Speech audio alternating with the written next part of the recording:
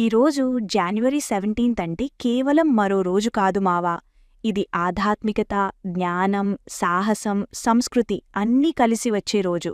ఈరోజు ఉత్తర భారతదేశంలో శ్రీ గురు గోబింద్ సింగ్ జయంతి జరుపుకుంటారు. సిక్కుల 10వ గురువు అయిన గురు గోబింద్ సింగ్ గారు ధైర్యం, ధర్మం, న్యాయం, త్యాగానికి నిలువెత్తు రూపం. ఆయన స్థాపించిన ఖాల్సా పంథ్ మనకిచ్చిన మెసేజ్ ఒక్కటే మావా, భయం కాదు, ధర్మమే మన ఆయుధం.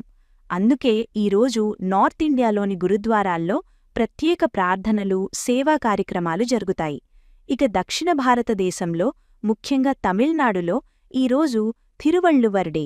తిరుక్కురల్ రచయిత అయిన మహాకవి తిరువళ్ళువర్ గారి జ్ఞానాన్ని ఈరోజు గుర్తుచేసుకుంటారు. ఆయన చెప్పిన మాటల సారాంశం చాలా సింపుల్ మావా, మంచి జీవితమంటే మంచి ఆలోచన మరియు మంచి ప్రవర్తన.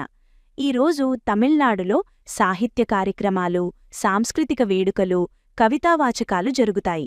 ఇది చాలదన్నట్టు ఈరోజు ఇంటర్నేషనల్ మెంటరింగ్ డే కూడా. మన జీవితంలో ఒక మంచి గురువు, ఒక మంచి మార్గదర్శి ఉంటే మన దారి ఎంత స్పష్టంగా ఉంటుందో గుర్తుచేసే రోజుది. ఈరోజు ఒకసారి ఆలోచించుమావా, నీకు దారి చూపిన వ్యక్తి ఎవరు? లేదా నువ్వు ఎవరికైనా మార్గదర్శి అవుతున్నావా?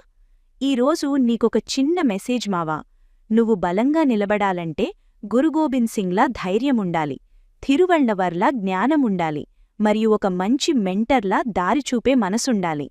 ఈరోజు నీకు ఏ విషయం ఎక్కువగా టచ్ అయింది మావా? గురు గోబింద్ సింగ్ జయంతియా, తిరువళ్ళువర్ డేనా, లేదా మెంటరింగ్ డేనా? కామెంట్లో